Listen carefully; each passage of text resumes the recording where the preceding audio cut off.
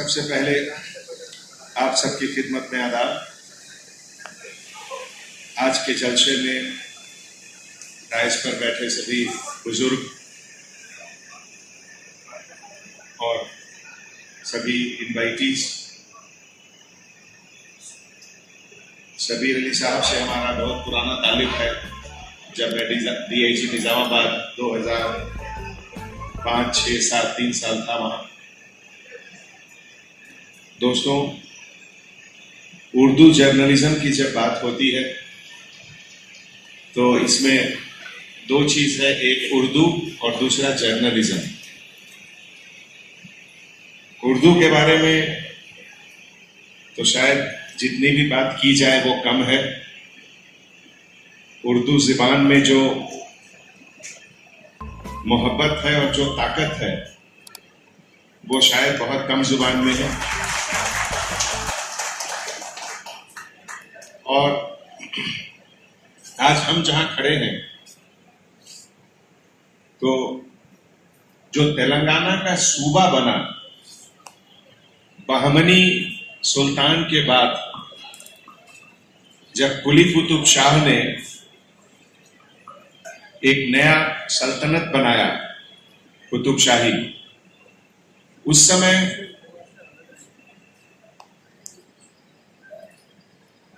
बहुत फारसी शहजादे भी थे उनके समय, और उन्होंने बाहर से दूसरे देशों से जैसे तुर्की, ईरान,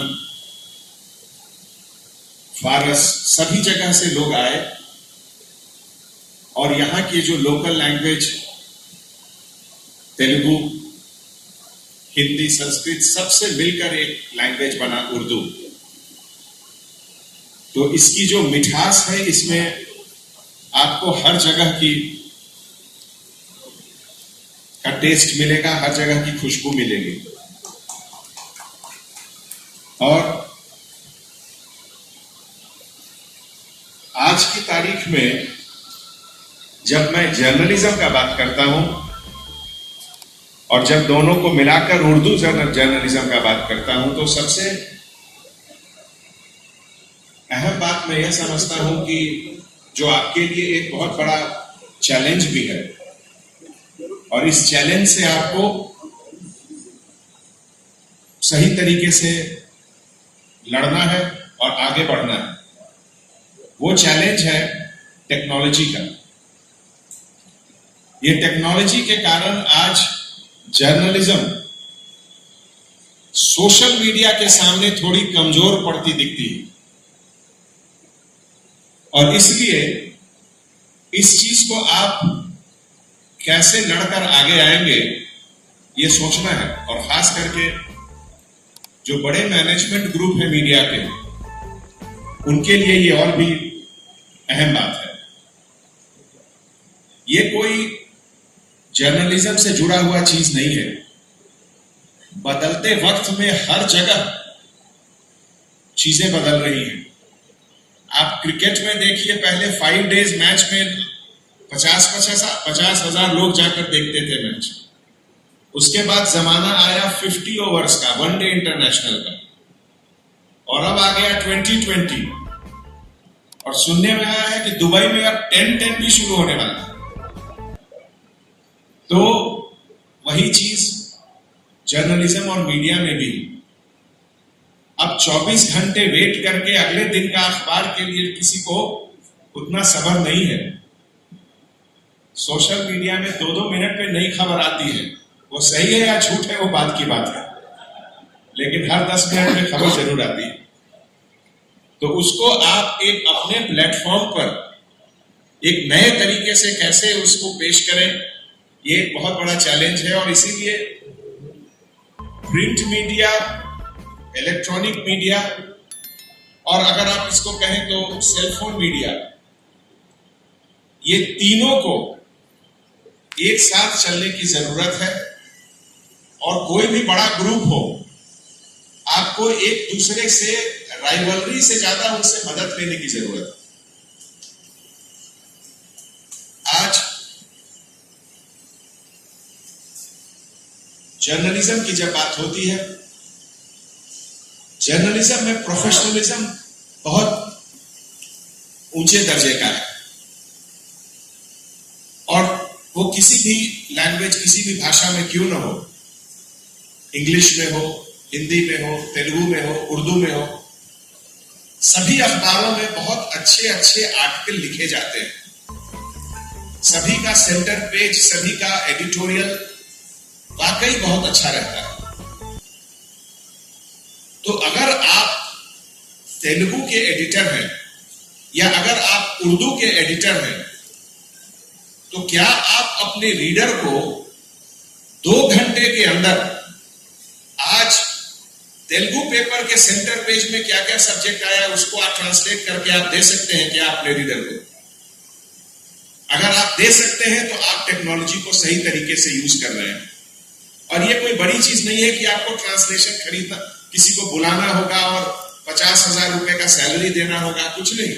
गूगल पे ये फैसिलिटी है, गूगल ट्रांसलेट में ये फैसिलिटी है कि किसी भी लैंग्वेज के स्क्रिप्ट को 2 मिनट के अंदर ट्रांसलेट कर सके। तो अब ये जो लैंग्वेज का जो एक बैरियर है वो बैरियर नहीं रहा।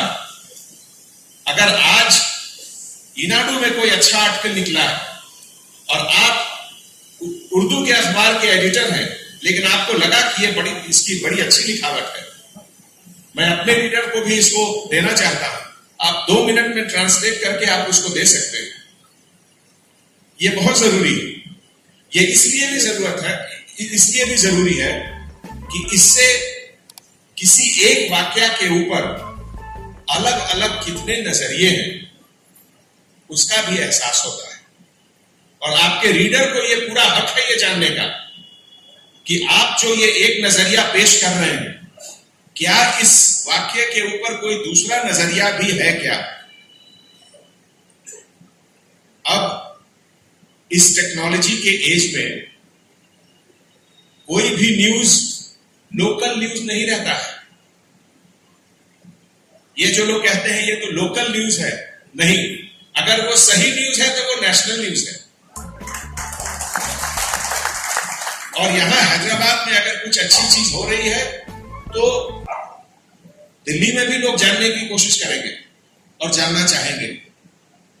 इसीलिए लैंग्वेज का बैरियर अब बिल्कुल नहीं रहना चाहिए। और सही मायने में टेक्नोलॉजी का यूज वही है कि हम कितनी जल्दी से जल्दी अपने रीडर को वो हर कुछ दे सकते हैं जो अवेलेबल है उस प्लेटफॉर्म पे, जर्नलिज्म के प्लेटफॉर्म पे, केवल उर्दू जर्नलिज्म के प्लेटफॉर्म पे नहीं, पूरे प्लेटफॉर्म पे। दूसरी बात उसे भी मैं समझता हूं कि शायद चैलेंज ही है आपके लिए, और मुझे इजाजत दीजिए कहने का कि हर फील्ड में अब जितनी पैसों की ताकत बढ़ती जा रही है, चाहे वो कोई फील्ड हो, तो जो पैसों की ताकत बढ़ती जा रही है तो उससे ऊपर उठकर कहां तक काम किया जा सकता है, यह भी एक बहुत बड़ी चैलेंज है। आज की तारीख में चाहे वो बड़े बड़े इंटरनेशनल टीवी चैनल हो या नेशनल चैनल हो या नेशनल अखबार हो या लोकल यहां के अखबार हो, सबके ऊपर कुछ ना कुछ स्टैंप लगता है, ये उनका, ये उनका, ये उनका, ये उनका। क्या हम उससे ऊपर उठ सकते हैं? कहां तक वो संभव है? और अगर पॉसिबल है तो क्या हम रीडर्स को, जिसे कहते हैं एक ऑब्जेक्टिविटी, वो ऑब्जेक्टिविटी दे सकते हैं क्या? आज किसे वक्त है कि किसी एक वाक्य के बारे में 4 अखबार पढ़े और 2 घंटा लगाए? उतना वक्त नहीं है। तो आपसे भी उम्मीद करेगा कि आप ऑल्टरनेट व्यूज भी लिखें कि हमारा सोचना ये है, हमारी समझ ये है, लेकिन कुछ लोग ऐसे भी इसको समझ रहे हैं। दोनों एस्पेक्ट रहे उसमें। तीसरी चीज मैं ये कहना चाहता हूं दोस्तों कि आज आज आप और हम यहां खड़े हैं, बैठे हैं, हमारी सबसे बड़ी ताकत क्या है? हमारी सबसे बड़ी ताकत है कि हम एक ऐसे देश के सिटीजन हैं जहां 70 साल से डेमोक्रेसी का पर्चा बुलंद है। आज अगर आप जापान, कोरिया से लेकर इधर अटलांटिक ओशन तक देखें तो शायद ही कोई देश होगा जहां सही माने में डेमोक्रेसी 70 साल से बरकरार है, वो हिंदुस्तान है। तो इस हिंदुस्तान के डेमोक्रेसी के लिए बहुत जरूरी है कि यहां हर व्यूज, हर ओपिनियन को ऊपर रखने का मौका सबको मिलना चाहिए, और वो जिम्मेवारी आपकी है। चाहे वो कोई फिलॉसफी हो, चाहे वो कोई रिलीजन के बारे में बात हो, चाहे वो किसी पॉलिटिकल डेवलपमेंट के बारे में बात हो, इस सब चीज को पब्लिक के सामने सही मायने में रखना आपका काम है। लेकिन सबके सामने रखने में इस बात का जरूर जहन में रहे हमेशा कि सही तरीके से हो, जिसको कहते हैं इन गुड टेस्ट, जिसमें लोगों को बुरा लगे लेकिन अंदर से तकलीफ ना हो। इसका मतलब ये कि अब जैसे अगर पॉलिटिकल राइवलरी हो, हमारे बगल में पॉलिटिकल लीडर साहब लोग बैठे हुए हैं, तो अगर पॉलिटिकल राइवलरी भी हो या किसी दूसरे ग्रुप की बात करें, तो अगर राइवलरी को अगर कुछ लोग दुश्मनी देख रहे हैं, तो मान लीजिए कुछ समय के लिए दुश्मनी भी हो, तो इतना ज्यादा ना हो जाए कि अगर कल आप हम दोस्त हो तो शर्मिंदा होना पड़े। ये जिम्मेवारी भी आपकी है। चौथी बात मैं ये कहना चाहता हूं दोस्तों, वो भी हम लोग सबकी जिम्मेवारी है कि जो नई नस्ल हमारे सामने आ रही है, इस नई नस्ल को और उनके सोचने के तरीके को किस तरीके से मोल्ड किया जाए, एक सही रास्ते में रखा जाए, ये भी आपका काम है। कभी कभी एक छोटी सी चिंगारी भी बड़ी आग बन जाती है, और कभी कभी कोई बहुत बड़ा हादसा भी सही तरीके से अगर आप उसको बताएं तो वो कोई ट्रेजेडी नहीं बनता है, उसको चेक किया जा सकता है। किसी भी हालात में एक पॉजिटिव थिंकिंग ये बहुत जरूरी है हमारे लिए। आज जिस समय तेलंगाना स्टेट बना 2014 में, 9 या 10 डिस्ट्रिक्ट थे यहां, और 9 डिस्ट्रिक्ट को गवर्नमेंट ऑफ इंडिया के नोटिफिकेशन के मुताबिक बैकवर्ड डिस्ट्रिक्ट का कैटेगरी दिया गया था, दर्जा दिया गया था। और आज पर कैपिटा इनकम में गुजरात, महाराष्ट्र से आगे है तेलंगाना। तो हर चीज में अच्छाई देखी जा सकती है, और आज इतना ज्यादा कंपटीशन है। कंपटीशन अब इंडिविजुअल लेवल पे नहीं है कि एक स्टूडेंट दूसरे स्टूडेंट से compete कर रहा है, अब एक शहर दूसरे शहर से कंपटीशन में। अब हैदराबाद का comparison Delhi, Bombay, Bangalore, New York, Washington से है। इंडिया का कंपटीशन बड़े बड़े देशों से है, फ्रांस, जर्मनी, इंग्लैंड, अब सबसे। तो ऐसे माहौल में हम लोग छोटी छोटी चीज को लेके आपस में उलझ नहीं सकते हैं। We can not afford that. देश के लिए सोचकर अपने आने वाले नस्ल को ये बताना है कि आपके इंडिविजुअल नीड्स, आपके फैमिली की जो जरूरत है, आपकी व्यक्तिगत जरूरत है, उससे ज्यादा जरूरी है आपके स्टेट और आपके कंट्री की क्या जरूरत है। और इसलिए कभी कभी इंडिविजुअल सैक्रिफाइस अपने खुशियों का सैक्रिफाइस, अपनी उम्मीदों का सैक्रिफाइस करना पड़ता है।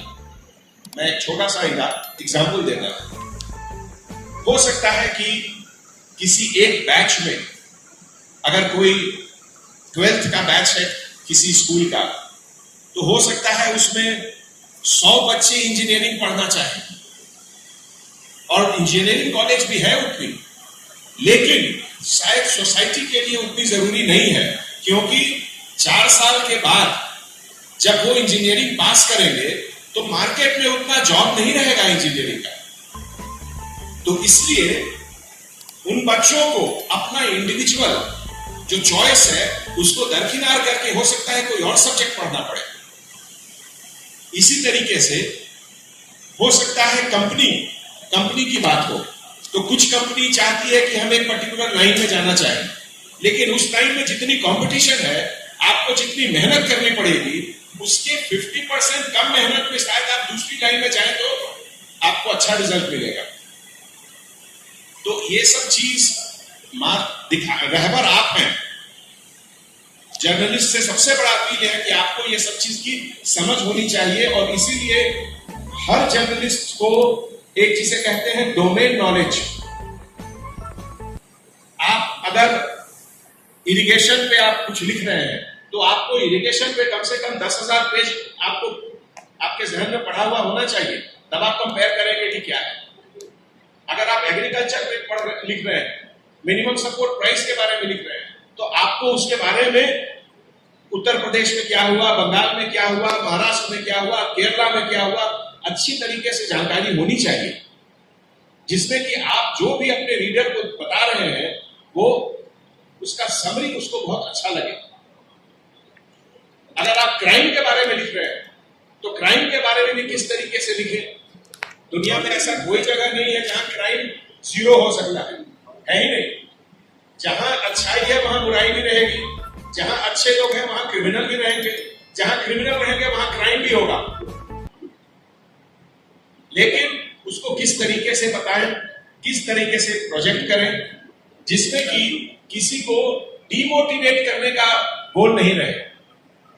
अगर किसी को डिमोटिवेट करना है तो आपको और हमको मिलके क्रिमिनल को डिमोटिवेट करना है, पुलिस ऑफिसर को डिमोटिवेट नहीं करना है।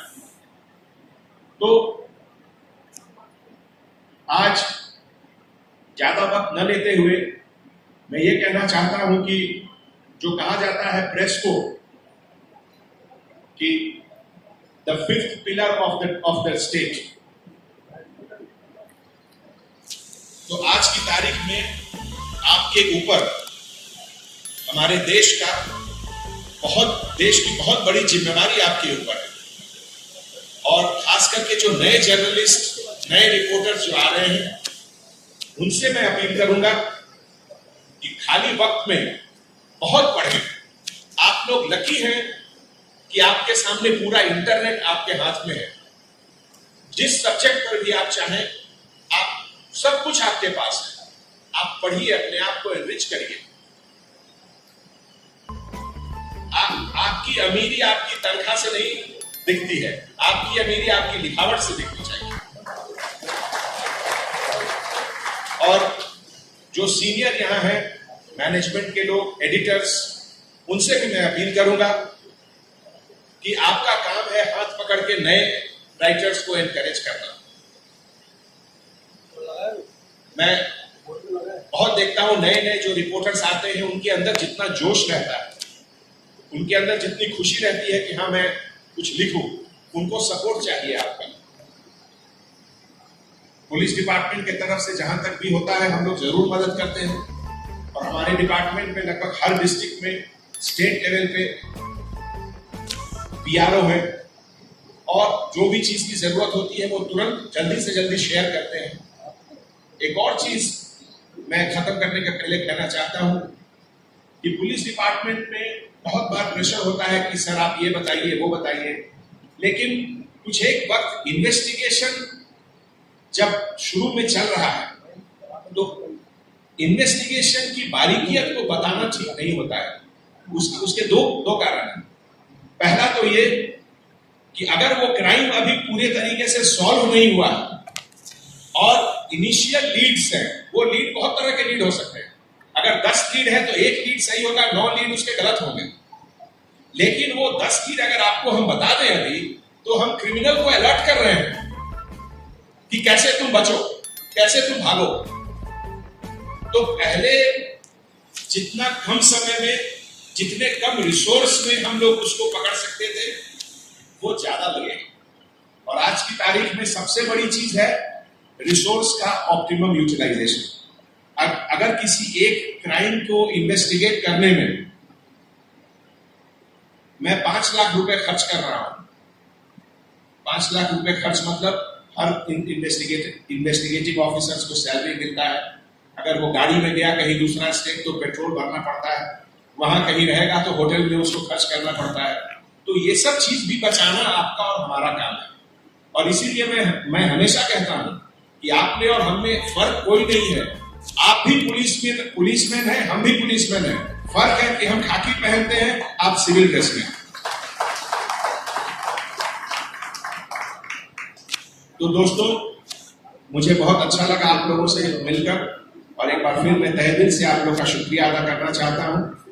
और आज के इस अच्छे मौके पे सभी को पुलिस डिपार्टमेंट की तरफ से बहुत बहुत मैं आपको हार्टी कांग्रेचुलेशन, शुभकामनाएं सब देना चाहता हूं। हर चीज में हमारे हैदराबाद शहर और तेलंगाना का अच्छा नाम है, जर्नलिज्म में भी बहुत अच्छा नाम है।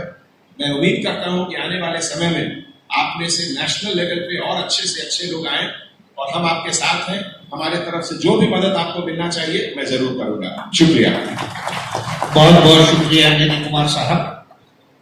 Director general of police Telangana जनाब अंजनी कुमार साहब जो है अपनी उर्दू दोस्ती का सबूत देते हुए आप सबसे मुखातिब थे। TUWJF की जानिब से रियासती जनरल सेक्रेटरी जनाब सैयद गौस मोहिउद्दीन साहब अंजनी कुमार साहब को तहनीत पेश करें। जनाब अकबर शरीफ साहब,